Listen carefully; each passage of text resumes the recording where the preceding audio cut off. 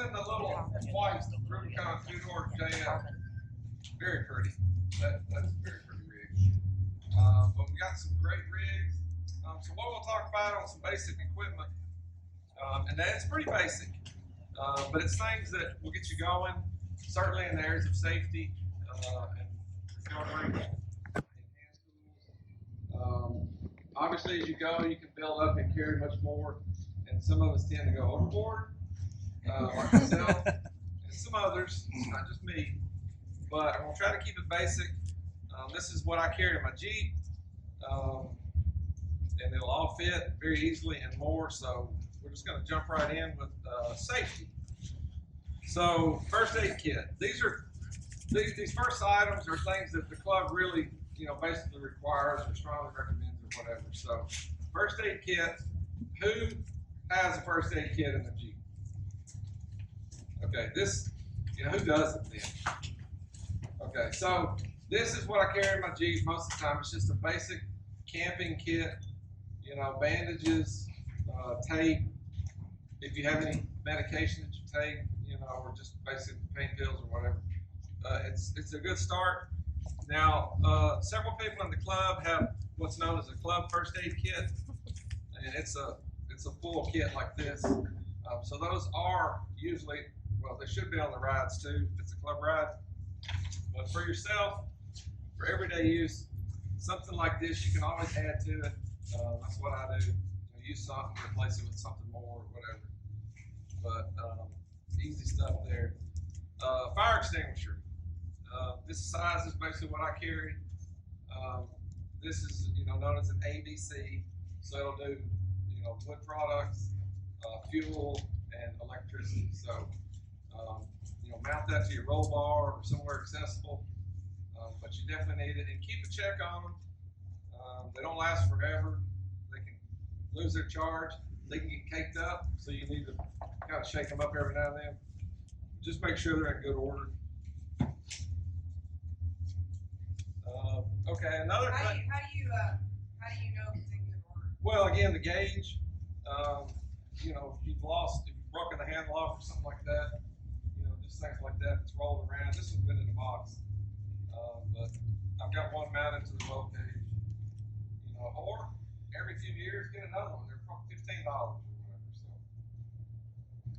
Unless you want to be fancy, then they're pricey. There are very fancy other kinds that we're not going to get into. And the biggest thing, because I heard somebody talking about this on the Facebook page the other day, it's to get you out of the Jeep. It's to put out small fires. It's not to save your Jeep. Get out. Let the fire department deal with it. Don't try to because it was like, if they would have had a fire extinguisher. No, if your whole Jeep is engulfed in flames, it's not going to help. Just let it go. Get everybody out and let it go. Scott. Yeah. Hey Scott, you need both of those for an event? The fire extinguisher and the first aid, yes.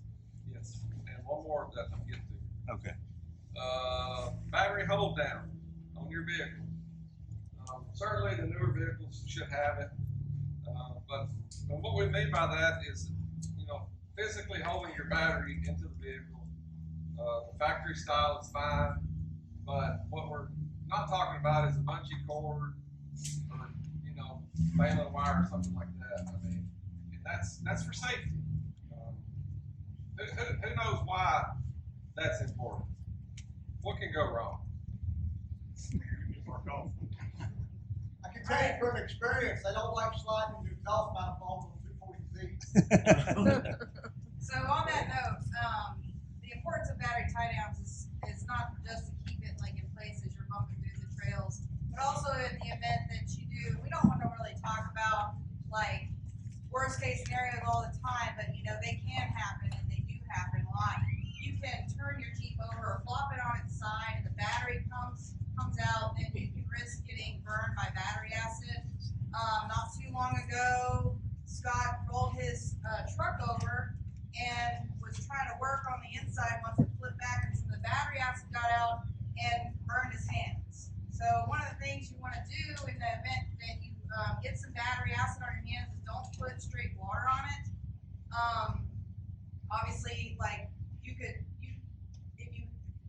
Scott and I were talking about this. If you have baking soda, you gotta neutralize the acid so you don't get further burn.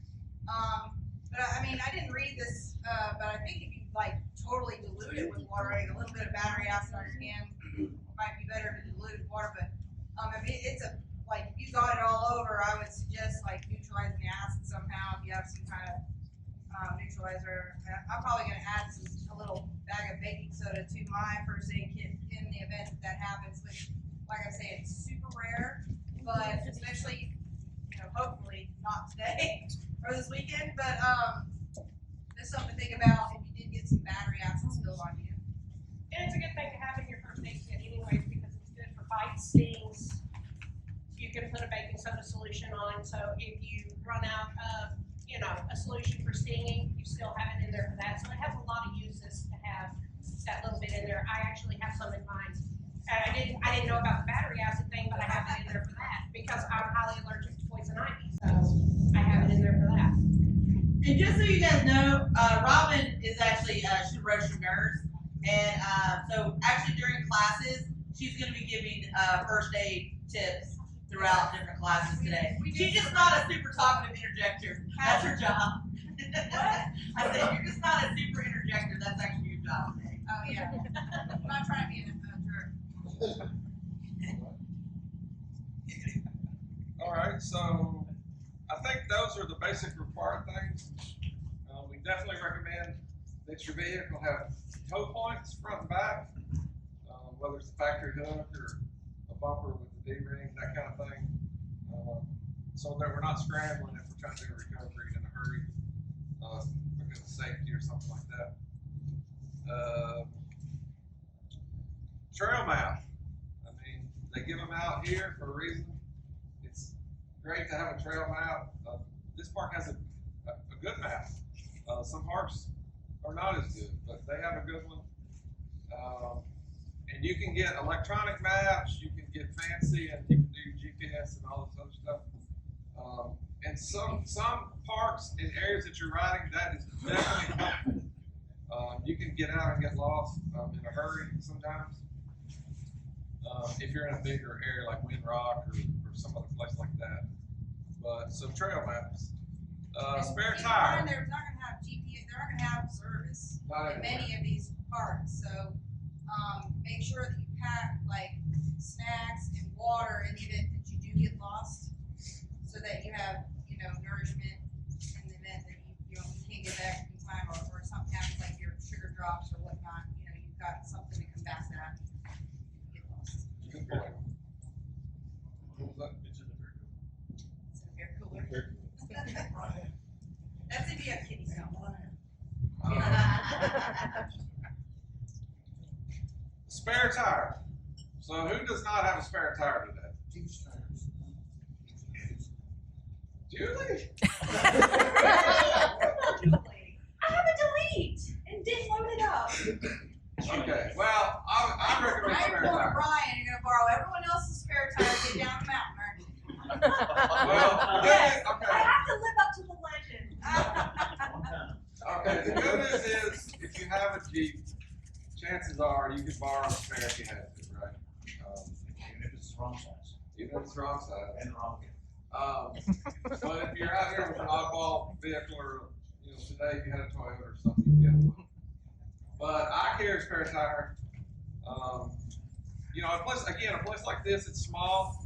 Worst case, you get up there and need a tire. If you had one, if you were towing and your tow rig or something like that, or come down here and try to borrow one to get back. And believe it or not, that's happened. But there's other parts, it's not That's that way, true. you're miles and miles away. Yeah. But I recommend carrying one. I mean, it's just so much easier if you need it. And then along those lines, a jack.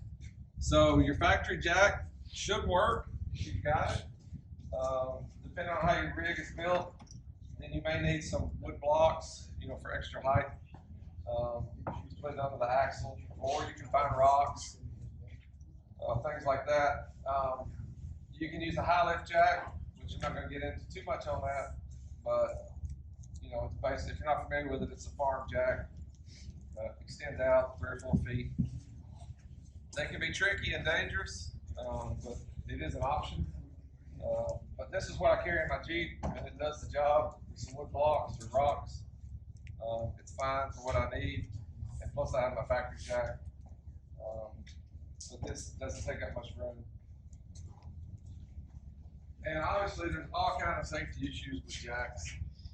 You know, chalk your wheels and just all kinds of safety stuff. You just want to be safe, especially when you're on the side of a hill or something like that in the mud. And I mean, you know, take your time, get some help, all that kind of stuff.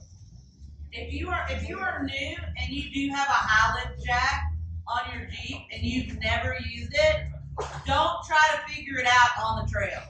Cause like you said, they are really dangerous. If you're not used to them, it can really get some people hurt.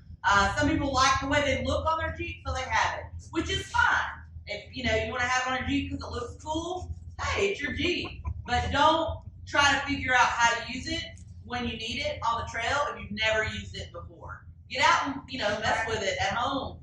Figure it out on your own, but just keep other safety in mind also as well as your own.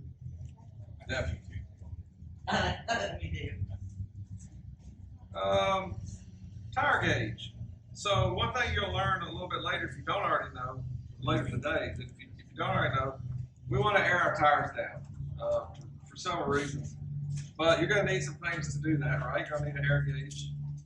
This is just an inexpensive digital one. Works fine. Or you can get this kind, and a lot of times these are free at discount or whatever. But you may want to get a low pressure one because you're going down to some low single digit sometimes, or close to it. So just different selections. As far as airing down, there's different types of deflators. You can get these kind that just screw on and push on the valve, let the air out. You just have to keep a check on it. You can get some automatic ones like this that you can set ahead of time. Screw them on, it goes down to the pressure that's set and it stops. And there's even other ways to do it, fancier ways. Some of that will be covered later, but just know that you're going to need something.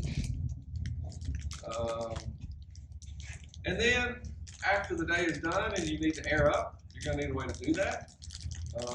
Certain parks like this one have an air compressor in the front office. You can go park out front and take the hose, take it outside and air up. You can have onboard air, which several people do. You can get a little compressor like this, which is what I use sometimes. This is from Northern Tool, I think, and it'll do the job. Some are faster than others, but you're gonna want to do that. You can drive to the gas station if you have to, depending on where you are. Things like that. There's also power tank. All right. So Tell us what that is. Tell us some safety I things got about the power tank, Robin. all right, so there is a CO2 tank that many can use to fill their tires. It's you don't have to hook it up to the battery or anything. It's a lot faster than the compressors. You just want to make sure that you have a regulator on that thing because I try to go the economical way, and the guys at the welding company is like, "Oh, this will work," and they fashion this device that I could get the air out of my power tank, and then Holly tried to use my It was tank. fine for Robin, Yeah, Holly Peter it tried was to use fine it. As for me, it had a little air leak. I think it was releasing some of that pressure, but I fixed that and then let Holly air up her tires, and the pressure was so high and into the hose blew up, and you could hear it all across this park. And then that thing started whipping around, and I was like, ah! It was scary. It was Not scary. gonna lie. It sounds like a gunshot. She lost part of her hearing. I lost part of my hearing. I mean, so even something as simple as airing up your tires can be dangerous too. Like these compressors hook up to your batteries, which often we've just got done off-roading, so your engine's hot.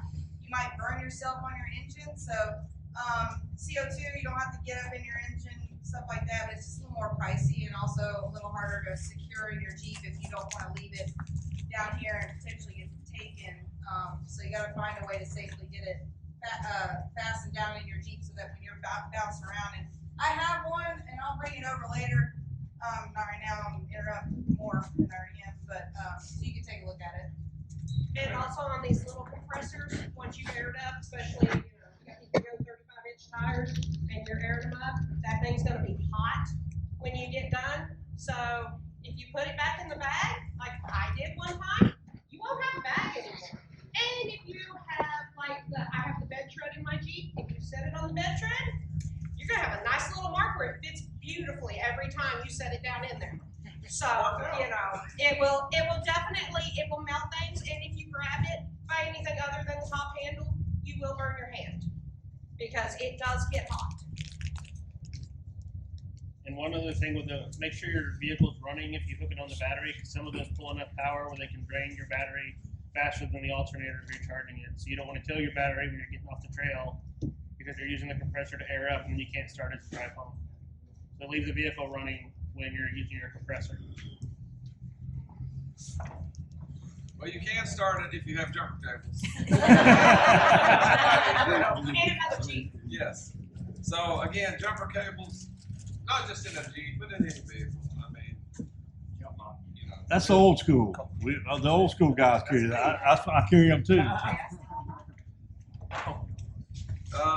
Okay. I'm going to attempt not to get in trouble by Holly here. No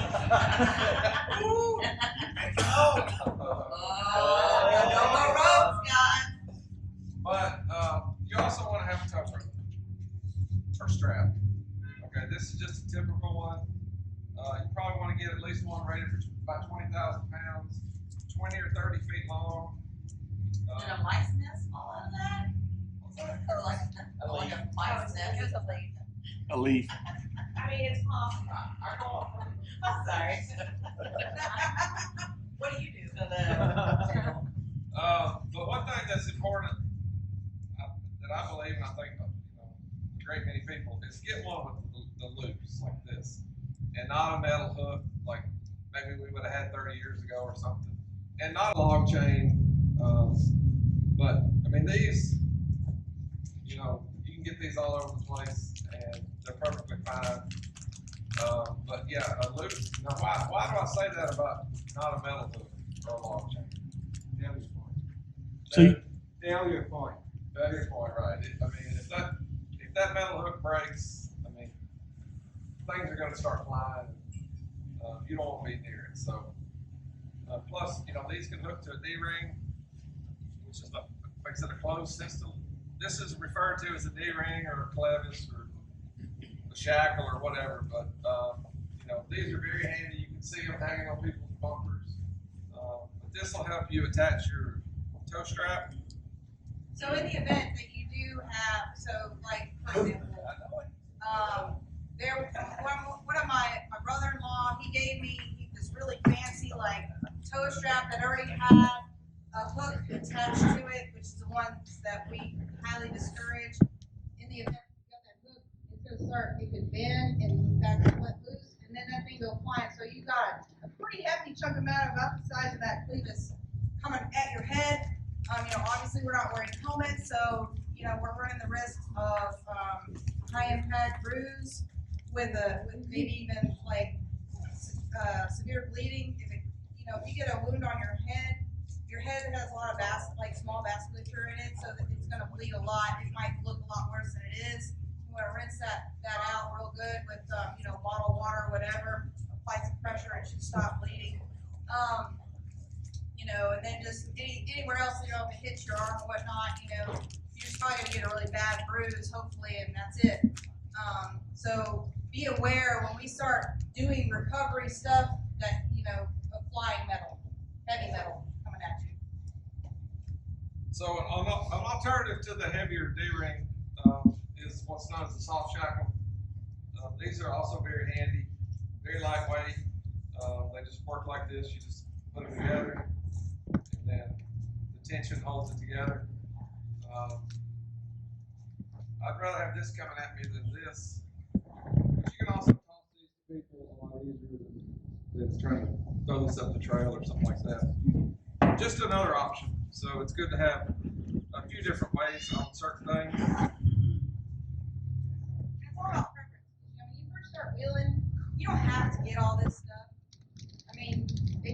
pricey, the more like fancy it gets, or the like more safe it gets too. Yeah, I mean, you know, I didn't need to start out with all this stuff, and I've got a whole tow rig full of stuff and another off-road full of stuff. But this is just the basics. It's plenty for my Jeep, for the trails we're doing today and stuff like that. Basic tools, basic equipment like this. Lots of different choices, lots of vendors. We've got a vendor here. So, you know, you'll learn as you go. You'll see what your buddies are using and things like that. It's always very helpful. Which real quick, also our vendors, we've got a lot of them that donated a lot of these items that you're seeing. So it's a raffle later this So it afternoon. might not be so expensive. We've got some toe straps, we've got some D-rings, we've got some soft shackles, we've got some Factor 55, really nice new gadgets that they've got out. So a lot of this, and the main thing really, it really helps just being able to see it, identify these things, and know what they are. And if you got any questions, ask some of the senior people that are, you know, off-roading all the time, and anybody will be glad to help answer any questions on it. Yeah, thank you, Kevin. Yeah, like Kevin said, hang on one second. A lot of this, you don't have to have the same thing I have or whatever. This is just to get your mind going, like, hey, what do I need? What if so-and-so happens? I saw somebody using a thing on the trail. I'd like to find out what it is, things like that. Everybody's got a big old D-ring on the end of their wrist. Okay. Replace the D-ring with the saw. Well, you either have normally a hook like this, right? In front of his Jeep. He's asking, Scott is asking, Right. put a soft shackle on the side of instead of your traditional D-ring. Like, you know, mine, I've got the D-ring hanging on the. Oh, you can, yeah. But you wouldn't want to do it all the time. You don't want to leave it out in the weather and stuff. The weather. Yeah. That's- Weather will degrade. That's the problem with the synthetics there. You expose them to the elements and they will fray and rot out pretty quick. Well, you know what he said, I rather can't than take. hauling whoever the poor guy is, has got to haul your winch line up the hill. What Rather you'll than hauling a notice, Big old heavy D-ring, pulling the soft shackle. what you'll notice is most, That's the next class. yeah. What you'll notice is most Don't all go off aftermarket, rails, see, that's what happens. most all aftermarket bumpers will have locating points for D-rings or for recovery. And oddly enough, you can put D-rings on it, and if you don't attach them very tight, they some mysteriously come up missing a lot. People walking down the parking lot or whatever likes to take those. I personally tighten mine so tight that you can't get them off, and then I use the soft shackles around my D-rings that are on my bumper. That way I don't have to take that D-ring on and off. It stays on the bumper all the time. And that's, a lot of people do that. It's Yeah. a smart thing to do. Yeah. Yeah, or right before you get on the trails, just loosen them up a little bit, but make sure you tighten them back up before you head out to go home, because wasn't it Ginger that they flew off on the interstate? No, on the highway. Yeah. Scary. So, you know, if you loosen them up before you get out on the trail, so it's a little easier to access, just make sure you tighten those back up and, you know, all that good stuff before you head out. Okay. Other things that you want to have done just for winching. What's that? 3 minutes? No. I thought it was 9:30. It's okay, though. Take what you need. You've already gone into. Take No, what I you have to need. wait. Go ahead. Just get up here and we'll combine them. Okay. Well, obviously, you know, you may want to have some gloves. Either for work. That's not for winching. For working Keeping your with hands tools. Oh. Okay, don't have any. I don't care. Other things: flashlight, ratchet straps. You'd be amazed at how useful a ratchet strap will become off-road. It's not just for holding your cooler down. It's for getting you off the trail many times. We've done it. We've fixed winches with them. We've tied up axles. We've done all kinds of stuff. Have you a couple of just basic ratchet straps? You will need that at some point. Blankets, towels, tarps. It's nice to have a tarp if you get under your vehicle in dirt or mud. It sounds, you know, picky or whatever, but believe me, it is nice if you have something like that. Especially when it's cold. Yeah. Or wet. Yes, mud holes. And then you're gonna need communications, which we'll be going into later. There's different types, CBs that we're familiar with, different kinds of radios. We'll get into that with Derek. So, and then Tammy's gonna talk about some supplies and try to. I guess we're over, but So I'll go quick. yeah. So, I mean, this is pretty much basic stuff.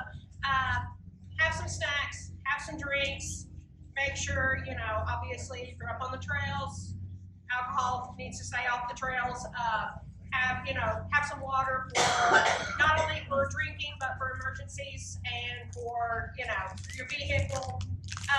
Toilet paper, I know young guys probably don't have to worry about it, but You want toilet you paper. know. Yeah. I have a backpack and I have children, so I have a potty that closes up. It's about 3 inches thick and it fits in a backpack. And I keep it in my Jeep with a roll of toilet paper because I have children that will not squat and I'm not going to. So, you know, it's a good thing to have. You get out here on the trails, you may be going up there for 2 or 3 hours. We went on one trail ride and we ended up out there for 17 hours. You are not going to hold it for 17 hours, I guarantee. My child tried and she gave up about hour 12. So bug spray is always a good thing to have. Some sunscreen. You know, you're out there, you got the top off. You know, most of it is pretty shaded, but you know, you can very easily end up sunburned. Extra clothes, extra shoes. You get up there, it's nasty, it's muddy. It's a good idea to have a pair of muck boots. Throw those on. You know, I'm the world's worst about, I get up there in my flip flops and then I go to get out of my Jeep and I'm like, oh crap, you know. So it's always a good idea, you know, you slip and fall in the mud, something like that. Have, you know, another shirt or a clean pair of pants to put on, or if you flop your Jeep, you may need that clean pair of pants.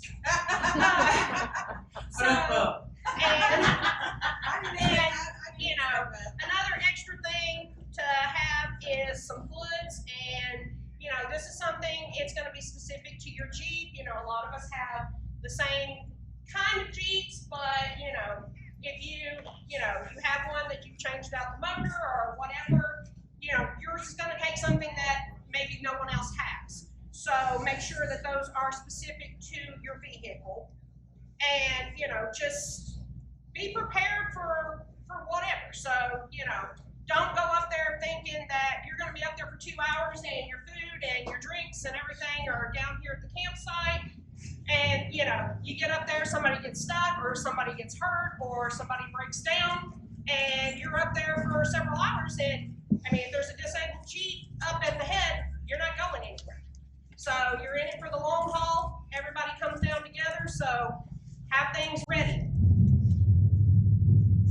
So, and you want to cover? Well, yeah, last thing, hand tools. Obviously, basic hand tools, wrenches, sockets, screwdrivers, pliers, hammers. All that kind of stuff will fit in a bag like this, and more. Much more will fit in there. But just, you know, basic point of a lot of this is know what your vehicle needs and have it. If it's got a special fitting or something that needs a certain wrench, have that with you. You know, just anything that's special to your rig, have it with you or have it available. Especially if you have special lug nuts, make sure you have the key with you and don't leave it on your workbench at home from screwing with your Jeep when you get on the trail. Awful specific there. I took it to a shop to get something done and I forgot to take the key with it. Luckily they had one that happened to fit, but you know, so it wasn't a trail, but still going to the shop. You know, the more you change on your Jeep, the more you need to carry to fit that customization. And as far as, you know, if you're not super familiar with tools and things like that, you don't have to go out and buy all these tools individually. I mean, for mine, I started out, I don't know a lot about tools. I'm learning. And so I went to Lowe's and I bought a toolkit. It was like $150, something like that. It's all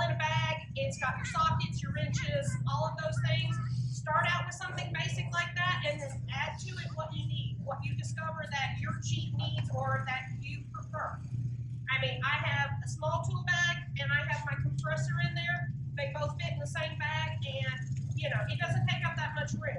And I've got just about everything that I need. Other than, I will say, it didn't come with screwdrivers, and I needed a screwdriver and had to buy one at a freaking gas station. So add screwdrivers That to was it if good it quality. doesn't. Good Oh yeah, quality. it was. Hey, it did what I needed. I got the guy off the road because it was in the ice and snow, and I had to pop his little thing for his toe. But yeah, you can start out with a basic kit and, you know, build up from there. I don't know if you covered this. One thing that I like to carry, always a spare change of clothes. Oh, yeah. Yeah. Okay. Yeah, I do that. You missed the change in your pants joke. I know. Yeah, flop your jeans, you're gonna need a new pair of pants. You missed I want to make sure everybody heard it twice. And I got one other thing. If you're going to somewhere you've never been before, talk to people who go there. There might be something specialized for a certain park or location that you might need to add in. So customize what you're carrying to where you're wheeling. Yeah, that's a good point. Ask people who've in the club, post on social media for someone local. If you're going across the country, do I need this for this You park? might need an O2 hitter if you're going to Colorado. Yeah. No, Especially the elevation. there's specialized needs for different areas of the country, so make sure you take that into account. If you're going on a longer trip, you don't want to get there and have to buy a lot of stuff, you know, at the trailhead when it's going to cost more when you probably have it sitting in your garage at home. Do we have any questions over any of that?